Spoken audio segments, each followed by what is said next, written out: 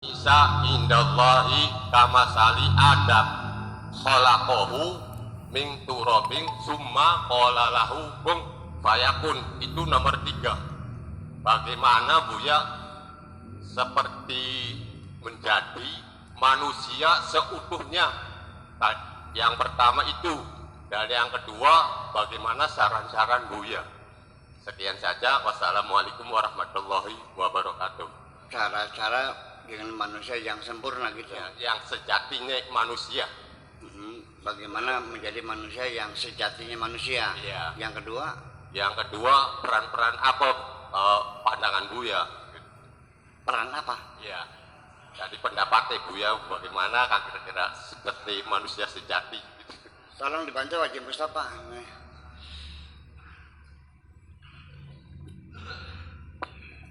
Assalamualaikum warahmatullahi wabarakatuh. Salam. Jadi pertanyaannya memang tentang manusia yang sejati, Bu ya. Dari ayat yang disebutkan tadi ya Pak ya. Dalilnya ayat yang disebutkan tadi, khalaqal insana min nutfatin fa idza huwa khasimun mubin. Itu baru bersifat binatang. ya. Yang kedua, wa maryama binata imrana lati ahsanat farjaha wa nafakhna mir ruhina wa sadaqat bi kalimati rabbiha wa kutubihi wa kanat minal qanitin. Itu baru dikepus oleh Gusti Allah istilah di dalam ruhnya Siti Maryam. Nah, yang kedua. Yang ketiga, inna masalah Isa indallahi kamasali Adam khalaqahu min turabin qala lahu kun fayakun. Nah, itu manusia yang ketiga. Nah, yang pertanyaannya minta bagaimana saran Buya supaya menjadi diri jadi seorang manusia. Itu aja Buya. Wassalamualaikum warahmatullahi wabarakatuh. iya Bu ya, dari beberapa ayat ini beliau menyampaikan bahwa ada hal-hal yang kaitannya manusia sebagai makhluk yang biasa gitu. Kemudian ketika Siti Maryam kemudian menjadi makhluk yang terpilih. Intinya dari pertanyaan ini, bagaimana menjadi manusia yang sempurna menurut Allah gitu. Artinya sejatinya manusia itu seperti apa gitu. Iyalah. Jadi beginilah kita proses kejadian manusia nggak usah kita bahas karena panjang ya. Karena pertanyaan kita pertanyaan antropologis.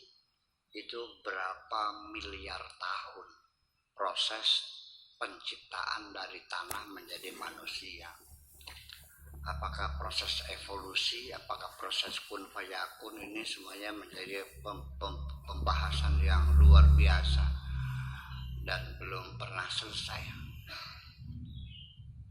Apakah manusia itu dari ketek asalnya? Apakah dari air mani? Apakah dari tanah? Tanah juga ada macam-macam. Ada min turabin, ada min tinin, ada min tinin lazibin, ada salsalin kal fakhar. Banyak banget itu. Iya kan? Mani juga, sebelum mani kan masih berupa hormon-hormon yang kita makan, buah-buahan, daging-dagingan diproses ya di dalam perut kita. Ada mesin katalisnya, ini jadi ludah, ini jadi kencing, ini jadi keringat, ini jadi sperma, ini jadi apa namanya air mani ya. Anda belajar nggak bagaimana terjadi proses makanan itu menjadi proses industri air mani seperti apa ya kan begitu. Air mani itu apa sih itu ya kan begitu. Sperma itu yang mana? Apakah mani itu sperma? Ya tidak, sperma itu adalah makhluk-makhluk kecil seperti kecebong ya yang panjang gitu. Itu dalam satu tetes air mani itu ada berapa ribu sperma, itu sudah pembahasan. Lalu bagaimana terjadi proses itu kajian apa namanya embriologi yang sampai sekarang masih dalam penelitian. Dari mana Anda bisa mengatakan tiga macam gitu? Betul nggak? Masih panjang ceritanya gitu. Kemudian kita menduga bahwa asalnya min turabin, dikasih air menjadi mintin, jadi kelempung, tambah air lagi jadi mintinin lazim, lalu dibakar menjadi tembikar, salsalengkal fakhar. Setelah itu wida sawa itu sudah berbentuk manusia, wa nafakhtu fihi min ruhi. Sejak kapan manusia itu berbentuk manusia? Dalam embriologi itu ketika umur 4 bulan. Itu juga baru ketahui sekarang setelah ada alat-alat yang canggih. Iya kan? Sebelum ada ilmu embriologi, para ulama nggak tahu kapan wa nafakhtu fi ruhinya, kan itu persoalannya. Ilmu itu kan membantu mengungkap rahasia. Dan apa yang kita katakan sekarang belum tentu final. Nanti anak cucu kita tertawa, ini Buya Sakur ngomong ngaco banget sih katanya.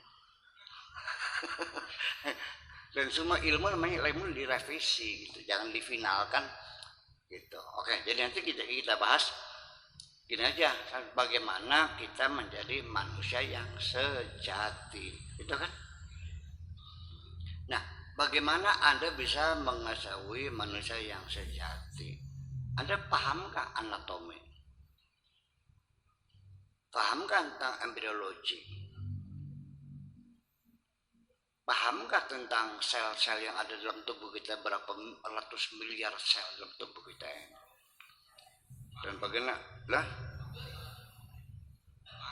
Dan bagaimana cara kerjanya hati Anda mengelola data?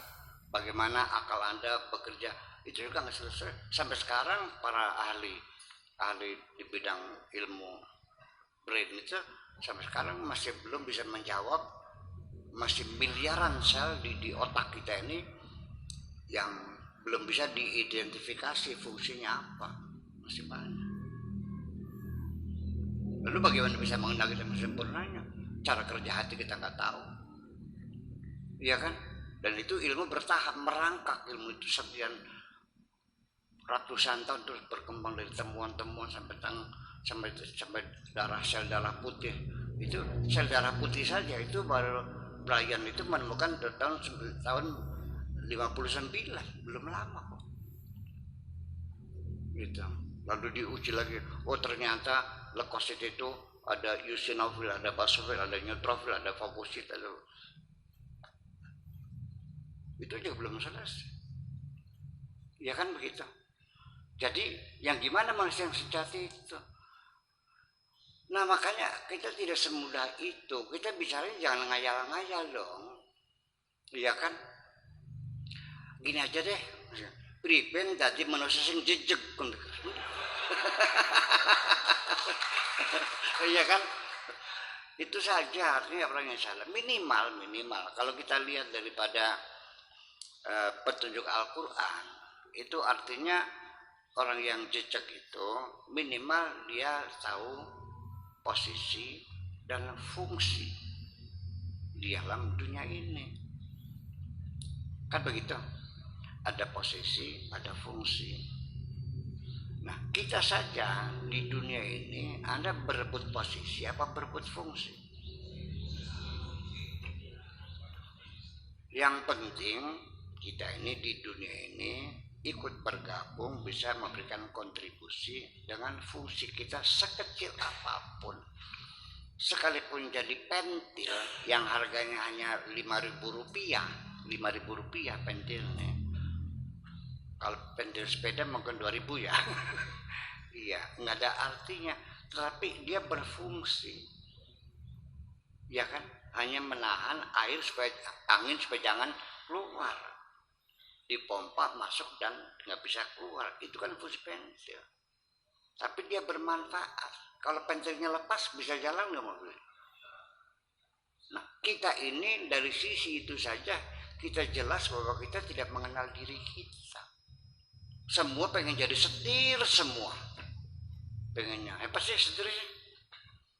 Ya harus ada yang jadi ban, jadi pentil, jadi wiper, jadi lampu, jadi klakson, jadi gardang, jadi apa namanya, jadi karburator, jadi radiator, jadi aki, jadi kuil, jadi filter bensin, filter oli, kan begitu. Kalau filter olinya nggak ada, bisa jalan nggak mobilnya? Nah, oleh karena itu kita sendiri juga sudah dari awal nggak paham bahwa kita ini mencari posisi untuk mencari fungsi. Kalau orang punya setir 10, punya mobil nggak? Enggak, punyanya apa? Berapa setirnya? Kamu punya setir 10, tapi saya tidak mengatakan kamu punya mobil. Betul nggak?